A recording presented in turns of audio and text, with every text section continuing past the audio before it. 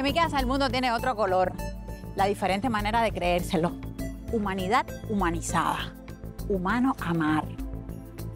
Estos versos de Santiaguito Feliu nos guían en el rastro que desde la semana anterior iniciamos por la vida. Desde el Instituto Finlay de Vacunas te recuerdo que eres bienvenida, bienvenido y también viceversa.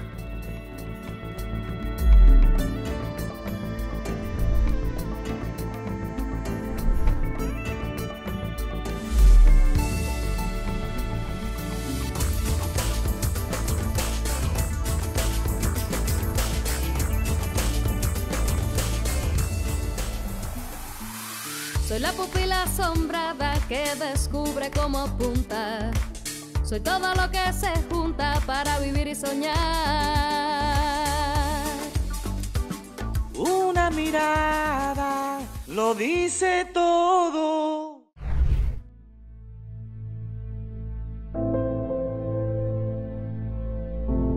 Esta fue la última vez que Fidel cruzó el río Toa en Patana. Y esta, una de las varias ocasiones en que le vieron llegar a los sitios más recónditos de Cuba. Lo hacía para conversar con los campesinos, para visitar los hospitales rurales, para no dejar de ser él. El comandante visitaba los hospitales rurales, visitaba a los médicos rurales, durmió en hospitales rurales. La medicina rural, siguiendo la huella de la atención médica de guerrilla brindada por el ejército rebelde, fue el primer modelo de atención primaria de salud implementado por la revolución. A él se incorporaron todos estos médicos. Fue un beneficio enorme para los campesinos. Fue un hecho político extraordinario, un hecho de humanidad, moral, etc. Pero fue un hecho político para nosotros. ¿Por qué? Porque nos hicimos mejores personas, mucho mejores. Allí. Esa es la verdad. Y eso se lo debemos a Fidel. De Fidel, en 1962, también nació la idea de hacerle frente al éxodo masivo de médicos hacia los Estados Unidos. En ese contexto, surgió la Escuela de Medicina Victoria de Girón. En Girón, Fidel estaba constantemente aquí.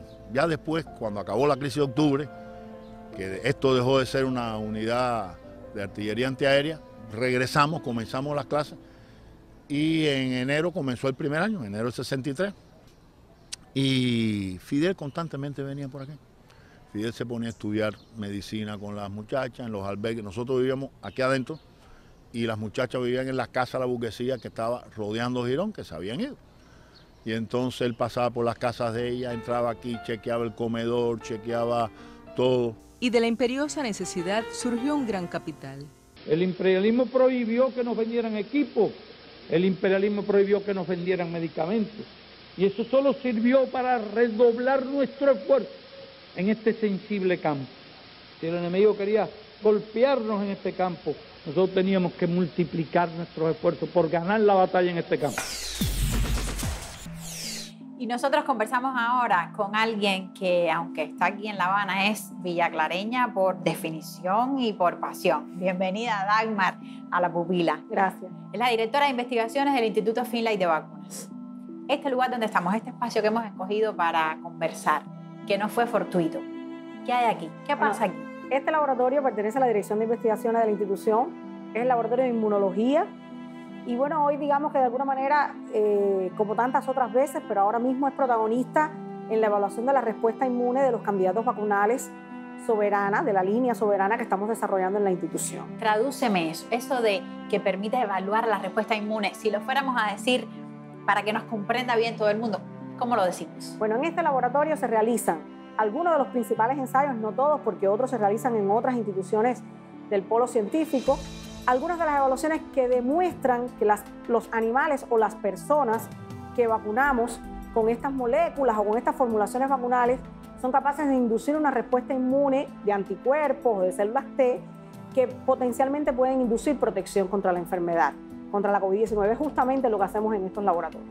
Me hablabas de otras instituciones. Nosotros en la primera parte de este programa estuvimos en el Centro de Inmunología Molecular hicimos todo un recorrido por el lugar y también por la historia de la biotecnología, si se quiere, en nuestro país. ¿Cómo conectan ese espacio con esto? Pensando, tomando como enlace la inspiración que ha sido Soberana. Bueno, conectan de una manera magistral, por decir de alguna manera. O sea, la historia de Soberana, que puede ser la historia de cualquiera de los otros candidatos vacunales que se están desarrollando en el país, es el fruto de una decisión que se tomó en este país hace más de 30 años, que fue invertir en ciencias e invertir en el sector biotecnológico. Después, cada una de nuestras instituciones se fue, digamos, especializando en algo. Tenemos el Instituto Finlay, que se dedicó a hacer vacunas profilácticas. Tenemos el Centro de Inmunología Molecular, que se dedicó a trabajar la línea de anticuerpos monoclonales y de vacunas terapéuticas contra el cáncer. Tenemos el 6GB con todo el potencial en ingeniería genética y biotecnología y que ha estado marcado por la historia de los interferones y de otras vacunas terapéuticas, también el cáncer y las ciencias agropecuarias. El Centro de Inmunoensayo, que ha desarrollado todos los diagnosticadores. O sea que de alguna manera surgimos tratando de cada uno ocupar un espacio dentro de la investigación que el país necesitaba. Pero a la vez, como estas investigaciones son investigaciones complejas, a la vez las capacidades que tenemos cada uno de nosotros se complementan en proyectos complejos como han sido los proyectos de vacunas contra la COVID-19. Y particularmente el Centro de Inmunología Molecular, de donde venimos ahora, juega un rol decisivo en las vacunas soberanas. O sea, no habría Soberana si no hubiera Centro de Inmunología Molecular complementando capacidades que necesitaba el Instituto Finlay para llevar aquella idea científica a estos bulbos de vacuna. O sea, nosotros desde el principio identificamos que teníamos una idea novedosa para llegar a los candidatos vacunales, pero que necesitábamos capacidades científicas y tecnológicas, que no es exactamente lo mismo, que no teníamos en la institución y que teníamos que salir a buscar. Y que estaban en el país. Y que estaban en el país, obviamente, y que eran fruto justamente de aquella visión de crear capacidades diferentes en cada una de nuestras instituciones. Y bueno, era la necesidad de expresar en células de mamíferos proteínas recombinantes, que es justamente una capacidad distintiva del Centro de Inmunología Molecular. Y esa proteína que hacemos allí es el antígeno fundamental. Después en el Finlay lo modificamos y lo convertimos en vacuna, pero es el antígeno fundamental de la línea de las vacunas soberanas que estamos desarrollando de conjunto. Luego aparece el Biocen, que es el centro por excelencia para el procesamiento aséptico y la formulación y el llenado a gran escala de las vacunas, y por tanto es la institución que termina el ciclo productivo de Soberanas. O sea, un antígeno que nace en el Centro de Inmunología Molecular, que de alguna manera se modifica y se convierte ya en el antígeno o la molécula de la vacuna, y luego el Centro Nacional de Biopreparados, que termina haciendo la formulación. Y eso mismo ocurre con los candidatos vacunales del Centro de Ingeniería Genética y Biotecnología. O sea, ellos también tienen sus propias capacidades de producir estos antígenos recombinantes en otras plataformas, en este caso en levaduras, y terminan el sistema productivo encadenado con AICA, que es otra institución que tiene capacidad de procesamiento aséptico dentro de la organización. Y de esa manera se ha concebido un sistema que hace que tengamos la capacidad de desarrollar en paralelo estos candidatos sin que unos compitan con otros por las capacidades tecnológicas o por las capacidades productivas de la organización. ¿Por qué nosotros, que somos un país pobre, bloqueado, eso no es un secreto para nadie, tenemos todas esas capacidades y hay otros países que tienen más plata, más dinero, más recursos y no están, vaya, para decirlo, en esa misma capacidad de poder asumir estos emprendimientos mayúsculos pero inevitables a los que nos estamos refiriendo? Sí, nosotros consideramos realmente que es un lujo que Cuba pueda hoy decir que tenemos 5 candidatos vacunales, y eso no es fruto del azar. O sea, es fruto en primera instancia, sin ser reiterativo. No, y si lo somos no importa, Dagmar, porque yo creo que es una reiteración de la que cada día nos tenemos que levantar y decir, sí, reiterativos y que... Reiterativos porque hace 30 años el comandante apostó por el desarrollo de la biotecnología. Desarrollar la ciencia biotecnológica es un proceso de años. Cuando Cuba comenzó a trabajar en biotecnología, todavía la biotecnología no era una ciencia exitosa en el mundo. Estábamos en pleno del periodo especial y sin embargo se apostó por constituir todos estos centros de los que estamos hablando en pleno periodo especial. Incluso desde antes, porque la idea viene de la década de los 80. De los 80, cuando la historia de la vacuna antimeningocócica, que de alguna manera es el gran fruto de esta institución, de la historia gloriosa de esta institución, y que ahora se conecta de alguna manera también con algunos de los productos que estamos desarrollando en Soberana. Eso fue importante. Y lo otro es la formación del capital humano. O sea, este resultado es fruto también de la formación de capital humano en nuestras universidades. O sea, es la combinación de ambas cosas, de la inversión en ciencia, de la inversión en infraestructura productiva, porque muchos países de Latinoamérica hacen buena ciencia, pero no han tenido la capacidad de lograr que esa ciencia termine. Cerrar el ciclo productivo. La visión esa de lograr que fuera una ciencia empresarial, sin perder la misión social que tenemos como científicos y en nuestras instituciones, que no trabajamos por hacer dinero, no trabajamos por hacer de la ciencia un gran negocio, aunque a la larga termina siendo un rublo exportable importante para el país, el desarrollo científico que hemos tenido, pero no es el objetivo fundamental de esta inversión en ciencia que el país ha hecho. Y bueno, 30 años después, si hoy podemos tener vacunas contra la COVID, es porque esa decisión fue acertada, porque estaban las capacidades creadas, porque estaba el potencial humano, porque estaban los científicos con una preparación y un conocimiento capaces de asumir el entender una enfermedad nueva, porque ningún científico en el mundo hoy tenía todas las herramientas para entender lo que ha pasado. Ha sido fruto también del conocimiento acumulado que teníamos y de asumir el reto de tener que estudiar y que prepararnos para en un corto periodo de tiempo poder dar una respuesta, no solo en el tema de las vacunas, sino también en el tema del tratamiento, del diagnóstico, del manejo de la epidemia en el país. Realmente ha sido fruto de esa visión de apostarle al desarrollo de la ciencia en el país. Y ahora yo recuerdo un post que escribías en Facebook donde hablabas de los médicos, de las enfermeras, de cómo toda esa ciencia de la que hemos estado hablando conecta con otro sistema que es ese que está en el nivel primario de salud y que ha permitido entonces ampliar ya al hombro de los cubanos y de las cubanas todo esto que estamos hablando. Cuando ponderabas, gracias a los médicos, gracias a la enfermera que se han sumado a todo, sí, que no, de pronto parecen no ser parte directa de todo esto que estamos hablando y también terminan cerrando ese ciclo que no tiene que ver con la plata, que no se apuesta, sino a una sociedad y a un país para que eso llegue al feliz término por el cual ustedes tienen las ojeras y tienen el desvelo y las angustias. Eso que está ahí al lado y que te protege como si fuera un amuleto. Háblame un poquito de eso, porque yo sé que ahí está la soberana en la punta, pero hay toda una historia, un pequeño frasco, la historia de un país también. Bueno, esta es la historia de nuestra institución y esta en buena medida es la historia del desarrollo de la vacunología en Cuba, que ha estado marcada por el desarrollo de esta institución. Esta institución surge en el año 1991, después de haber hecho un esfuerzo enorme por desarrollar una vacuna que fue durante más de 20 años la única vacuna en el mundo contra la meningitis causada por el meningococo B, que fue una epidemia que también en la década de los 80 estremeció este país y estremeció a las familias cubanas porque causó la muerte de muchos niños y era una enfermedad con una evolución muy tórpida. Los niños aparecían con una fiebre y en apenas unas horas los niños morían y eso marcó mucho a la familia cubana y a los científicos cubanos de aquella generación. Y bueno, liderado por la doctora Concepción Campa y muchos fundadores de este instituto, que algunos todavía son parte del equipo y otros ya están jubilados, surgió esa vacuna que todavía hoy constituye el producto líder de la institución porque sigue siendo una vacuna que tiene mucho impacto en el mundo porque no hay muchos productores de vacuna antimeningocócica. Luego, en la década de los 90, se cae el campo socialista. Muchos de los países de donde importábamos las vacunas para sostener nuestro programa de inmunización comenzó a ser una amenaza a la estabilidad de ese suministro y otra vez la genialidad de Fidel de decir, tenemos que desarrollar y producir nuestras propias vacunas, porque eso también es soberanía. O sea, el concepto de soberanía en el Programa Nacional de Inmunizaciones viene de hace muchos años, no solo de este concepto ahora de tener vacunas propias contra la COVID.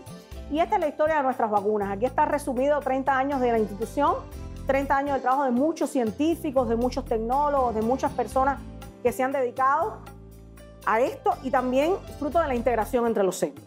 Porque a veces hay algunas vacunas que se producen en el 6GB, pero que los ingredientes farmacéuticos se producen en el Finlay. Y es también el sistema este de complementariedad que siempre hemos tenido como parte de la biotecnología cubana. Y bueno, ahora está la historia de Soberanas, que digamos es nuestro sueño más reciente, es nuestro hijo más pequeño, es realmente un sueño, un proyecto al que le hemos dedicado la vida. cientos de personas en los últimos años, que ya hoy incluye esos cientos de médicos, enfermeras, estudiantes, voluntarios, que sin los voluntarios, sin el pueblo, estos proyectos hoy no podrían ser realidad. Cuando decimos que entre las 2 vacunas hay aproximadamente 100.000 cubanos involucrados en los ensayos clínicos. Soñando también. Es también fruto de que la gente ve en esto la esperanza. Y aquí está la fuerza de un país. Entonces, sí, es realmente algo de lo que nos tenemos que sentir muy orgullosos como científicos y como cubanos esencialmente. Vamos a hacer una pausa en la conversación. Vamos a ver un material y todavía tenemos 2 o 3 preguntitas para Dagmar. Muchas gracias. Gracias.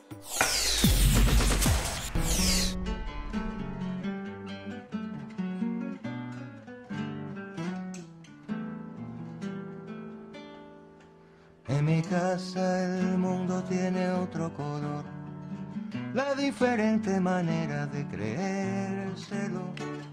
Humanidad humanizada, humano amar. En mi patio el río corre sin temor hacia un destino, un sentido distinto, hacia un, qué sé yo, sincero, sentimiento sentimental. Enamorada al día, tuya y mía, miniatura colosal, que se muere por su panal, más allá de la Yahuacán.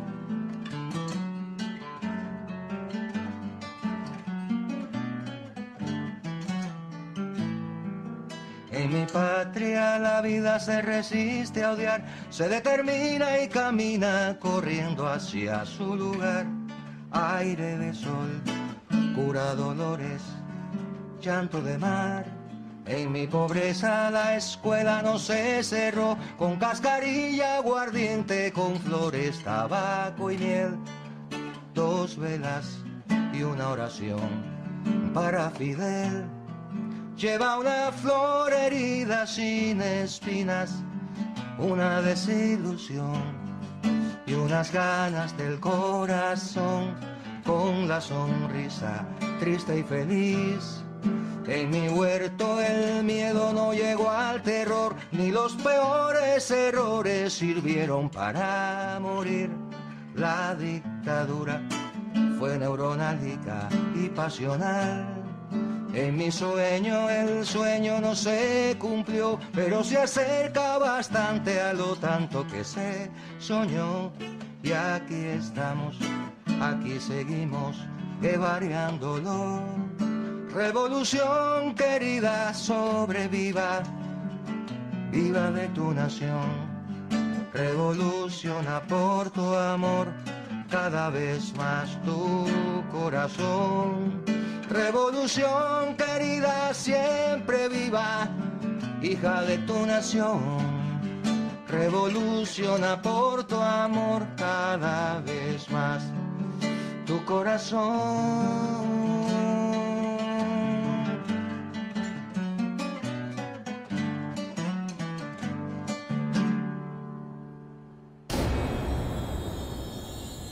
Hace algunos meses, nuestro equipo de labores conversó con fundadores del Centro de Ingeniería Genética y Biotecnología. En esos años de fundación también están las claves para comprender lo que hoy somos capaces de lograr como país. Estamos en presencia de 2 de los autores, de los fundadores, de los padres fundadores del núcleo fundacional de la ingeniería genética. Estamos en presencia de la historia. Estamos en presencia de la historia. Y ya que hablamos de historia, ayúdennos a regresar a esos días cuando en los que se fundaba este centro. ¿Qué antecedentes tiene? ¿Cuál era el espíritu? Más que los detalles, ¿cuál es el espíritu que están viviendo en esos días? Realmente los principios nuestros, de nuestro centro, comenzó no en el 86 cuando se inauguró, sino en el 81, cuando logramos la primera producción de interferón leucocitario. ¿Y por qué usted sitúa en ese momento el principio de esta historia? Fue en mayo de 1981, cuando tuvimos la oportunidad de decirle a Fidel que habíamos logrado ese 28 de mayo el primer lote de un producto que inicialmente se pensaba que era una esperanza en el tratamiento del cáncer y después la vida nos obligó a hacer otra cosa. Coincidentemente, en ese momento estaba siendo azotada Cuba por una epidemia, la epidemia de dengue hemorrágica. Fidel fue quien lanzó la idea. Dice, empezamos a producir, o sea, empezamos el trabajo del interferón para el tratamiento del cáncer, pero vamos a hacer una cosa, vamos a utilizarlo en el tratamiento del dengue hemorrágico. Y entonces, doctor Pentón, de eso que nos cuenta el doctor Ángel, a lo que pasó después en el año 86, a la edificación de este sueño, como dice, de este centro grande, porque así lo dice Fidel también en ese discurso de que hemos estado viendo fragmentos. ¿Cómo usted recuerda esos años de transición, digamos, o de esperanza para lo que vendría después?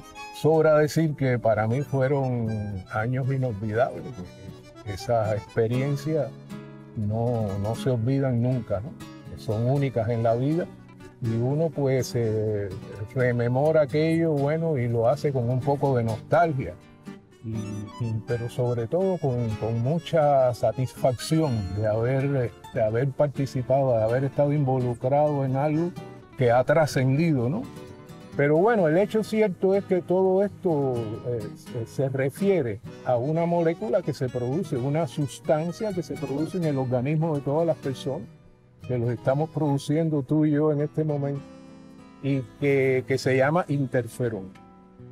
A nosotros nos tocó que se nos diera la tarea por el propio comandante en jefe, que produjéramos esta sustancia que en aquel momento representaba una esperanza.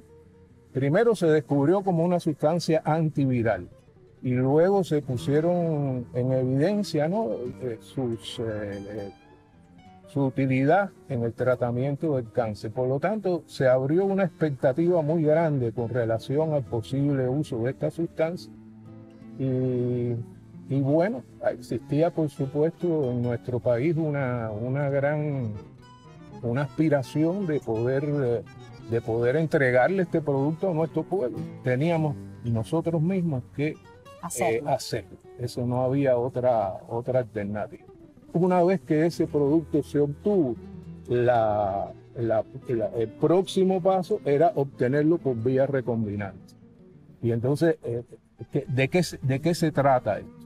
Bueno, pues sencillamente consiste en obtener ese mismo producto, pero por otra vía. Es decir, introducir la información genética, ¿no? de los genes que son responsables de la producción de esa sustancia, pues obtenerla del ser humano y transferirlo a una bacteria para que esa bacteria o ese microorganismo, cualquiera que sea su naturaleza, pues se encargue de producirlo fuera del hombre, ¿no? de la persona, del ser humano. Una obra ingenieril. Sí, exactamente, se trata de la ingeniería genética. De eso se trata, así dicho en pocas palabras. Usted discúlpame, pero yo le estoy haciendo cuento, usted me está haciendo cuento y yo digo, en ese momento, con otros espejuelos, mirándolo con los espejuelos de los años 80, eso no era... podía ser evaluado como esta gente se han vuelto locos todos en Cuba, en esa islita pequeñita que es de ese mundo. ¿Ustedes cómo lo veían? ¿O estoy equivocada y no se vio así por algunas personas? Evidentemente, ahora sí uno dice, estuvimos medio locos, pero no. Tenemos una persona al lado que nos orientaba, que era Fidel. Estuvo convencido de la importancia que tenía el desarrollo de la ciencia en Cuba. No, sin duda ninguna que eso fue una osadía. Es decir, eso fue una decisión osada que la podía tomar solamente y sobre todo en nuestras circunstancias una persona que estaba conduciendo los destinos del país. Es decir, eso era una decisión de Estado. Pero sin lugar a dudas, que el espíritu que prevalecía en aquel momento y la forma en que él nos condujo, nos ayudaba a pensar y además su presencia constante entre nosotros, sus preguntas mismas, a veces las preguntas también nos obligaban a buscarle respuestas. En fin, había una interacción tan estrecha entre el dirigente y los trabajadores, que éramos nosotros, los trabajadores científicos, ¿verdad? que bueno, no había alternativa. No había alternativa, había que hacerlo. Hacer posible lo imposible. Bueno, o demostrar, mira, que nosotros no damos para eso. Hay que buscar otro porque nosotros no somos los adecuados para eso. Bueno, pero este lugar y demuestra que dieron, que hicieran afortunadamente no ocurrió el peor de los escenarios, ¿no? Y bueno, pues como tú dices, bueno, pues todo esto nació a partir de aquellos primeros pasos. Y realmente, bueno, eso nos reconforta un poco todo lo haber invertido en nuestras vidas. Y como nos decía Dagmar, cuando conversábamos en esta institución conviven varias generaciones de científicos. Con una jovencita, aunque me decía, pero ya llevo ya unos cuantos años aquí, conversa ahora. Bienvenida, Rosmira, a La Pupila. Gracias. No, gracias a ti por recibirnos aquí. ¿Cuántos años llevas ya de graduada? Llevo casi 9 años de graduada. El próximo año cumplo 10 años de graduada y trabajando acá en el Instituto Final. ¿Desde que te graduaste viniste a trabajar aquí? Desde que me gradué hice la última etapa de mi tesis acá, en el mismo laboratorio donde trabajo hoy. Y desde... ¿Cómo es cuando uno, así jovencito y con esas ganas tremendas que uno sale de la universidad, se inserta en una institución como el Instituto Finlay de Vacunas? ¿Cómo es eso?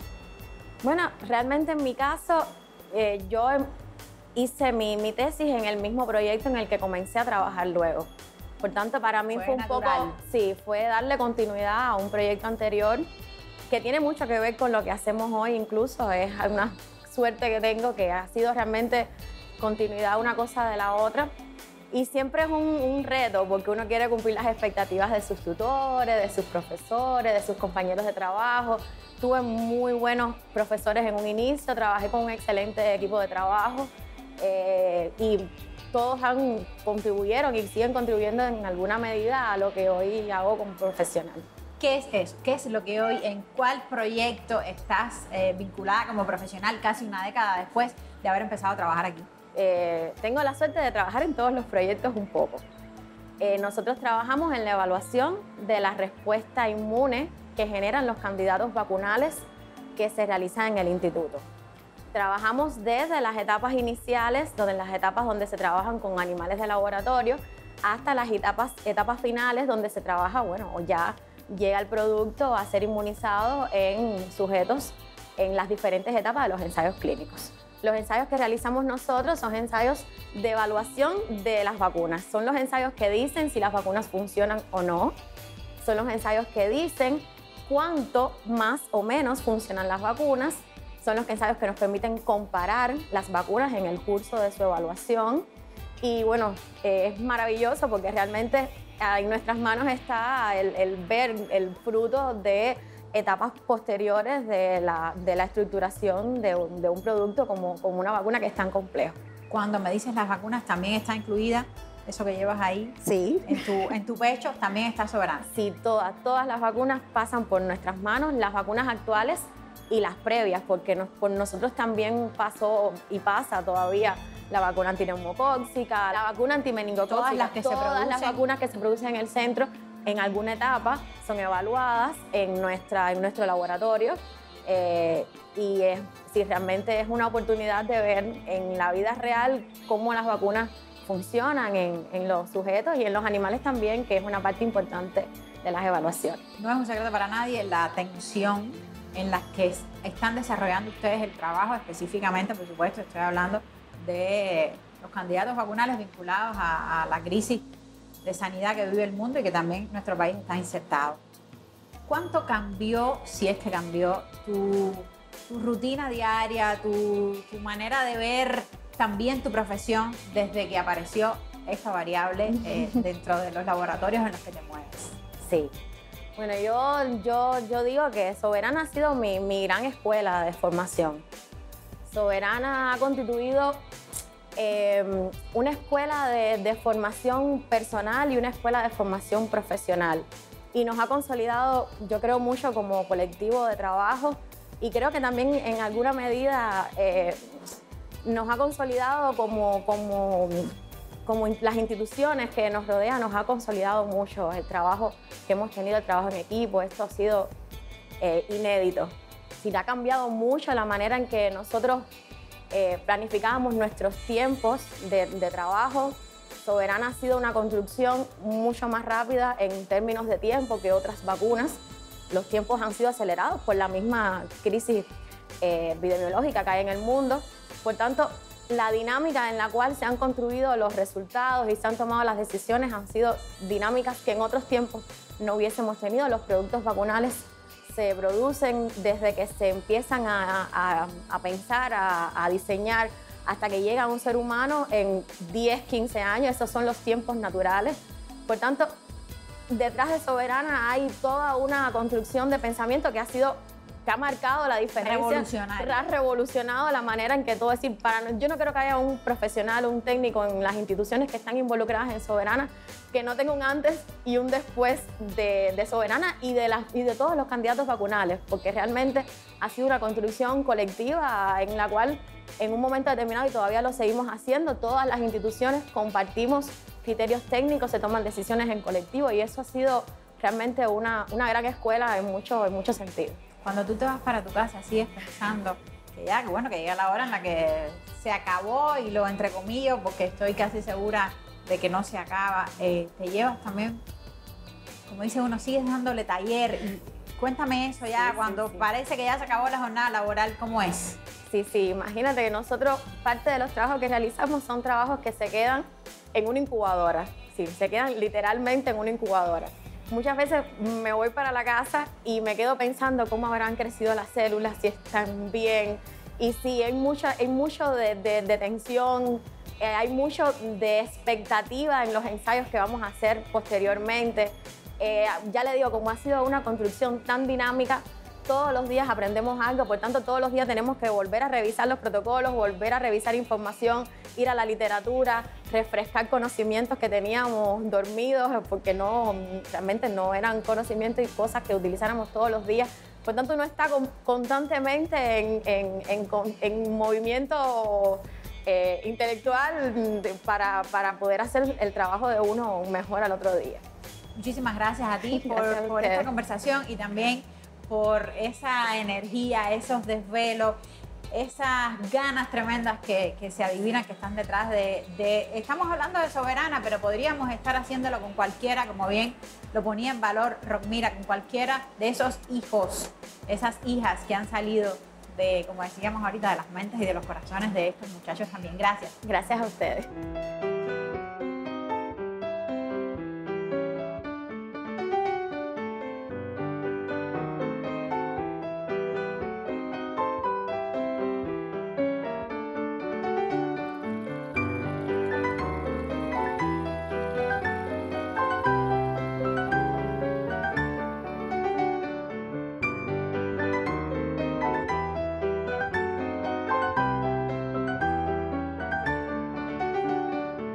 En el borde del camino hay una silla, la rapiña merodea aquel lugar.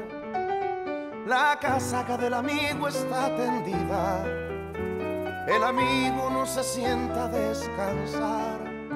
Sus zapatos desgastados son espejos que le queman la garganta con el sol, y a través de su cansancio pasa un viejo que le seca con la sombra el sudor.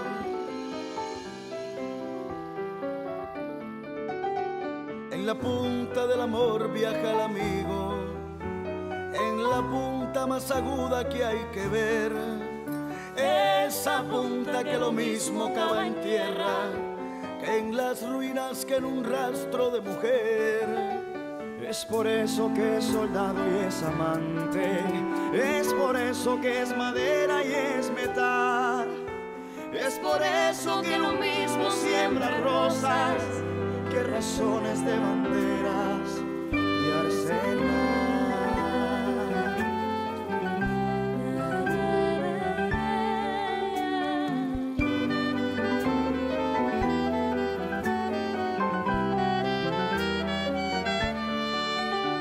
El que tenga una canción tendrá tormenta, el que tenga compañía soledad, el que siga buen camino tendrá sillas peligrosas que lo inviten a parar.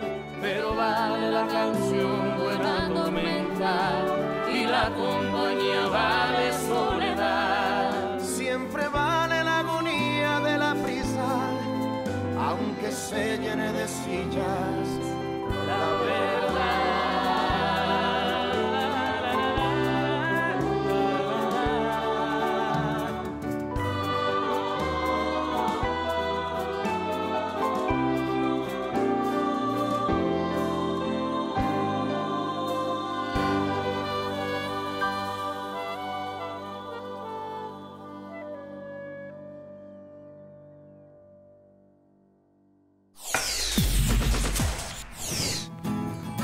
Cuba Información. No me digan más mentiroso, no me digan más, no me digan más. El mérito de Cuba, país del sur y bajo bloqueo al desarrollar no una, sino 5 vacunas contra la COVID-19, está siendo reconocido por grandes medios internacionales tradicionalmente beligerantes contra la isla. Es el caso del Washington Post, BBC, CNN o El País, entre otros. Pero hay quien no se resigna. Leemos en diarios digitales como Cubanet, ADN Cuba o Diario de Cuba que el régimen pone en peligro a los cubanos, que los experimentos con la vacuna castrista causan terror o que La Habana usa las vacunas como propaganda. Cuba admite que no tiene dinero para importar vacunas, titulan con entusiasmo medios financiados curiosamente por el gobierno de Estados Unidos, que es quien tapona con su bloqueo económico los ingresos de la isla. Como en cualquier otro tema, no faltan en estos medios los supuestos expertos. Una ONG llamada Médicos Unidos Venezuela asegura que ni los mismos cubanos quieren participar en los ensayos de su vacuna. En Miami, un especialista en medicina familiar, no en vacunas, hacía en televisión el siguiente análisis científico. La vacuna realmente tiene un mecanismo de acción que actúa inoculando anticuerpos, antígenos, que se parecen a los pinchos que tiene el coronavirus en su superficie. Pero esto es un mecanismo de acción realmente elemental. Y si fuera algo tan elemental, pues los países como los Estados Unidos hace rato lo hubieran creado y no hubiésemos tenido que recurrir a métodos sofisticados para evitar esta vacuna. El director científico del Instituto de Investigación del Hospital La Paz de Madrid, un cubano anticastrista, violando todo protocolo de ética profesional, lanzaba en una entrevista un panfleto político para desprestigiar la estrategia de vacunación de Cuba. La Habana estaría jugando a la ruleta rusa con la vida de la población de una isla entera, para demostrar al mundo ser mejor que nadie, la soberbia que caracteriza a todas las dictaduras. Una supuesta dictadura que formó a esta persona como científico para acceder hoy a un respetable salario en el segundo centro de investigación más potente de España, según leemos en la prensa, pero en el que se han desarrollado ¿cuántas vacunas contra la COVID? Ninguna. Pero las mejores perlas las encontramos, como era de esperar, en un canal de Miami, América TV. El régimen cubano parece estar utilizando sus vacunas contra el coronavirus como un arma política para presionar un deshielo con Estados Unidos. Efectivamente, el régimen cubano usa ahora sus vacunas contra el coronavirus como un intento de chantaje a la administración Biden. ¿Y cuál es la prueba de este chantaje para conseguir el maléfico objetivo de unas relaciones normales con su país vecino? Un artículo en la prensa cubana. El diario Granma dijo hoy que lo que llamó la capacidad de Cuba de producir ciencia y servicios médicos altamente competitivos pudiera ser que en fecha muy temprana ya la isla, según el régimen, no necesite el mercado estadounidense. Hay que decir, en primer lugar, que el texto no es del gobierno cubano, es un artículo de opinión de un analista internacional que además propone unas relaciones Cuba-Estados Unidos civilizadas y mutuamente ventajosas, de las que, palabras textuales, podremos aprender lo mejor de cada uno sobre derechos humanos, aquí y allí. Toda una amenaza, según este canal. La amenaza del Granma de que Cuba supuestamente pronto pudiera prescindir del mercado americano gracias a sus vacunas. Curioso, porque Cuba no puede prescindir de un mercado que tiene cerrado desde hace 60 años. No puede vender vacunas ni servicios médicos a Estados Unidos. Está prohibido por las leyes del bloqueo y solo es posible bajo contadísimas licencias especiales. Pero América TV pasaba en un segundo de la mentira a la alucinación. Las vacunas cubanas no serían cubanas, sino chinas. Yo creo que es muy posible que haya un traslado de tecnología desde China hacia el régimen comunista de Cuba para darle a esto una vacuna con la cual hacer una ofensiva política.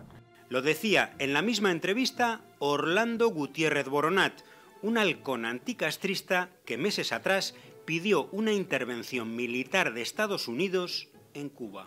La despedida del reportaje no tiene desperdicio. Y por cierto, este nuevo uso del régimen cubano de sus vacunas contra el coronavirus como un arma política contra Estados Unidos ocurre en momentos en que hoy, por ejemplo, la isla reportó nuevamente más de 1000 casos de coronavirus en el país y otras 4 muertes por esta pandemia. En Cuba, en términos relativos de población, hay 40 veces menos muertes por COVID-19 que en Estados Unidos y que en el propio estado de Florida. Pero exigir a la prensa libre un dato informativo esencial como este, ya sabemos que es pedir demasiado.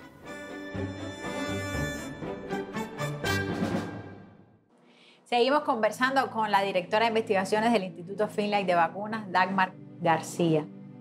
¿Cómo tienes tiempo también, además de todo lo que hemos hablado, para estar en Facebook? Porque yo te veo ahí, pones cosas. ¿Cómo es eso?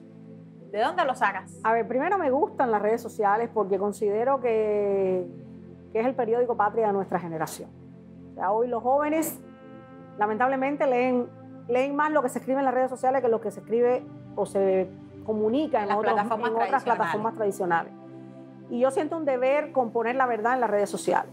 Y sí, por las noches le dedico mínimo 1 o 2 horas, a pesar de que llego tarde a la casa y mis hijos me reclaman también ese espacio.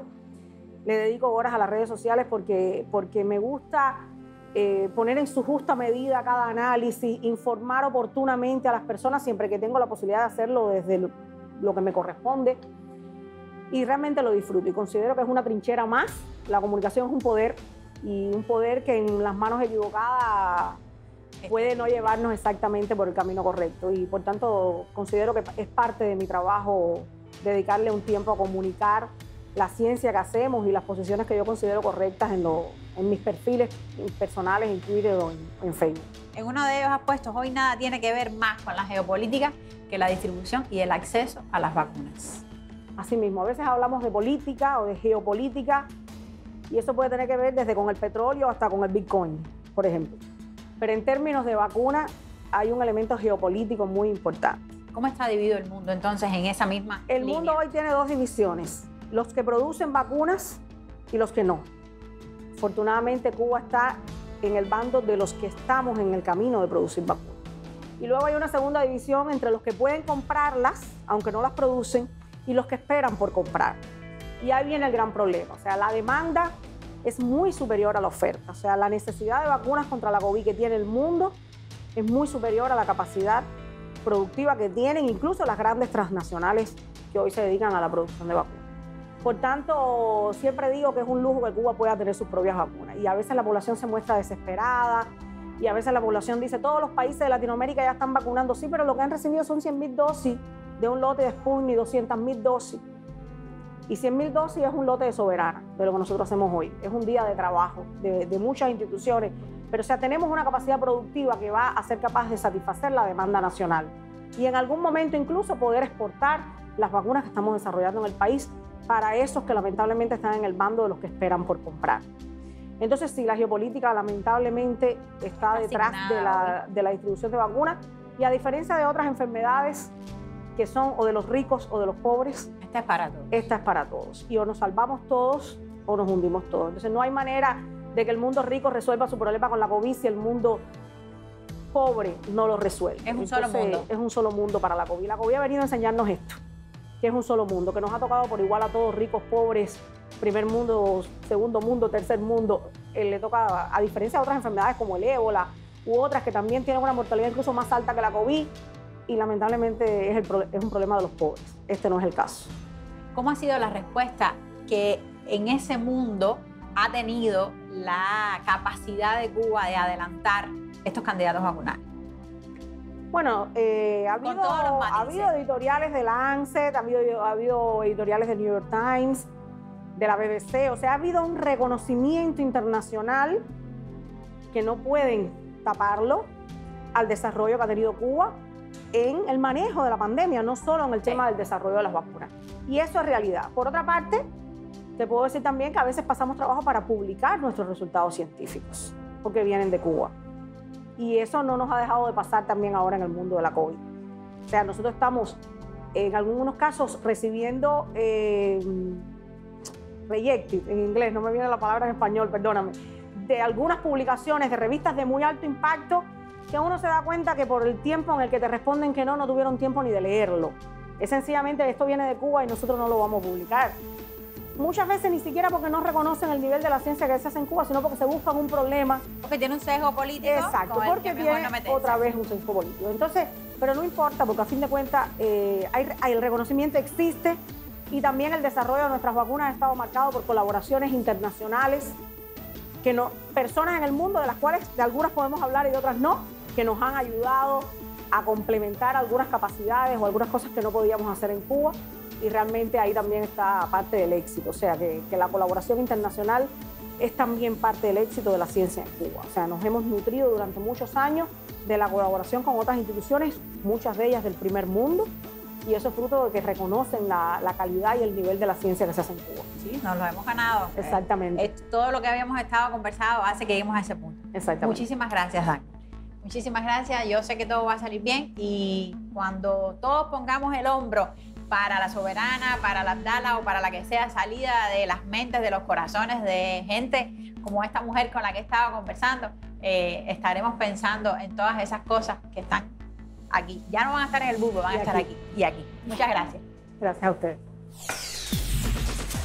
Su rostro apareció entre los cascos de los hombres que construyeron los hospitales y en ellos colaboró. Quiero hacer algo material.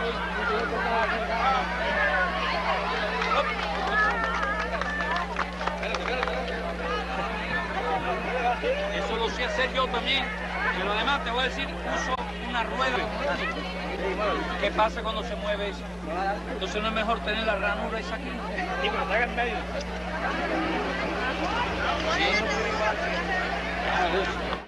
También revisó planos. ¿Qué es eso? Esto es el proyecto el plano del hospital. Entonces aquí está el pabellón Jesús Melín. Inauguró una gran cantidad de instituciones y las recorrió a su estilo. Podemos hablar con todos. Buenas tardes. ¿Cómo está todo por aquí? Este lo veo bien ya, ¿no? ¿Desde cuándo está ahí?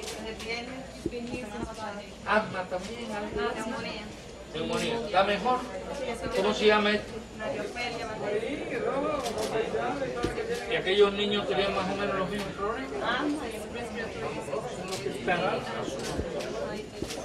Y como si fuera poco, alguna que otra vez fue testigo de bodas colectivas en un hospital como el Miguel Enríquez de La Habana. Y que vengan los especialistas a cómo se corta todo eso. Hace falta un constructor aquí. Realmente no se va a cortar todo. Donde más le gusta. Debe picar usted. De ahí, en el medio de los dos, de las porque es una estructura vertical. Entonces debe picar. Debe picar entre los dos, 6 metros hacia acá. Ah, aquello es una estructura vertical. Pico. Aquel es de mentira. Oh. Siga, siga. Así mismo, siga. Bueno, yo vengo hasta acá.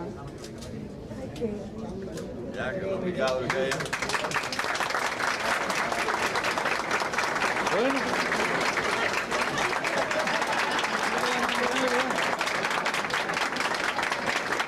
Es la única cuestión de que... Está bien, lo probé. Está bueno. Pero en las más dramáticas situaciones como las que enfrentó el pueblo cubano con la epidemia de dengue hemorrágico de 1981, que cobró muchas vidas, estuvo presente. Llegó el comandante el último domingo de junio, sin previo aviso, subió solo acompañado por su escolta, por el pasillo central, para nosotros inadvertido, llegó a la unidad, pidió permiso para entrar a la unidad. En el lugar donde estábamos, desde una ventana, él podía ver a los pacientes, pero me preguntó si él podía entrar a ese lugar. Yo le dije que si se vestía de verde podía pasar. Se vistió de verde, entró y vio a cada uno de los pacientes que allí estaban. Había un niño que estaba extremadamente crítico, con muchos vómitos de gran cantidad de sangre. Él me preguntó, yo le dije que estaba muy mal y que tenía peligro para su vida. Y en ese momento fue cuando me puso la mano en el hombro y me dijo que ni él ni ningún otro niño debía morir por dengue hemorrágico en Cuba. Lo que la doctora Miosotis no podía imaginar era que de aquella conversación nacerían las terapias intensivas para los niños cubanos. Donde estamos hoy era un parque lleno de arboledas. Y cuando yo salí de la entrega de guardia, encontré que estaban talando todos los árboles. Cuando fui para el teatro para entregar la guardia, vi que en el salón de reuniones que está adjunto a la dirección había un colmenar de ingenieros, arquitectos, inversionistas, etc. Y ese mismo día se comenzó la construcción de esta sala, que a pesar de la inmensidad que tú puedes ver, se construyó en 24 días, en saludo al 26 de julio. Pocos años después, comenzó otra transformación que se extendería a toda Cuba. Su génesis estuvo en la barriada capitalina de Lautun. Fidel vino el 4 de enero de 1984 en horas de la mañana para dar inauguración al programa del médico enfermera de la familia. Aquí en el Policlínico de Lautun, en esta barriada. ¿Qué recuerdas?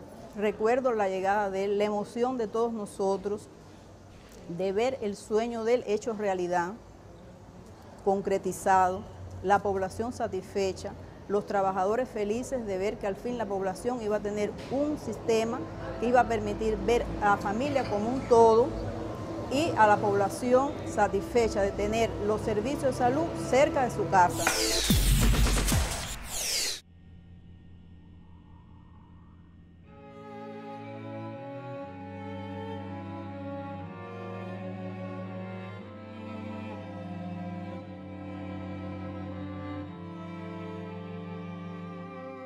Menos mal que existen los que no tienen nada que perder, ni siquiera la muerte.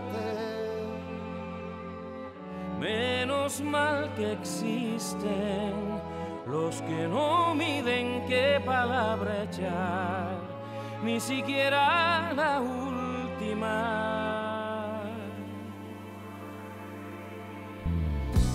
Se arriman a la noche y al día y sudan. Si hay calor y si hay frío se mudan.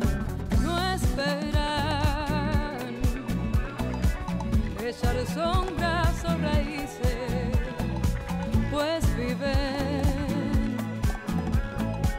disparando contra cicatrices. Menos mal que existen, menos mal que existen, menos mal que existen para hacernos.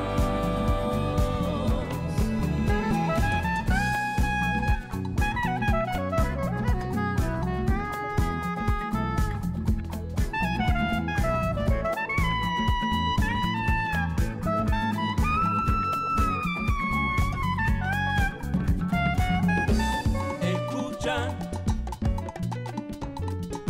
se proyectan y lloran debajo de sus huellas con tanto trabajo. Se muere sin decir que muerte, sabiendo que la gloria también se está muerto. Menos mal que existe, menos mal que existe, menos mal que existe, menos mal que existe para hacernos.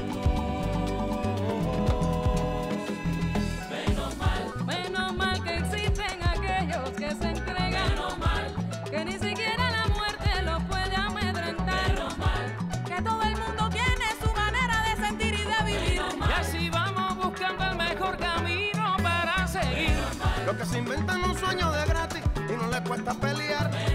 Los que se juegan su alma y que hablen, si de todas formas siempre van a hablar. ¿Qué suele suceder? No hay nada que ocultar, nada que callar, nada que temer. Simplemente reconocer la voz de la verdad de que no tiene nada que perder. Menos mal.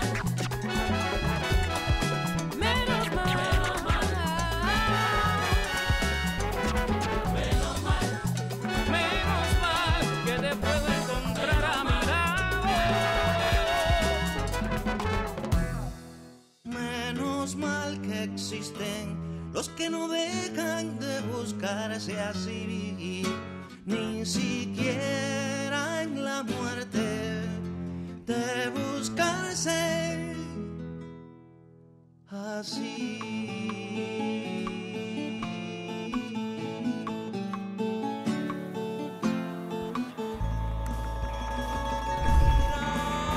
Todas las brujerías del brujito de Curubú se curaron con la vacuna, luna, luna, luna, y dice gu, gurubú, gu, gurubú, gu, gurubú, gu, gurubú, gu, de Curubú. Los chicos eran muy burros todos en Gulubú. Se olvidaban de la lección, no sufrían de sarampión. Pero entonces llegó el doctor, manejando el cuatrimotor. ¿Y saben lo que pasó? ¿Saben lo que pasó? No.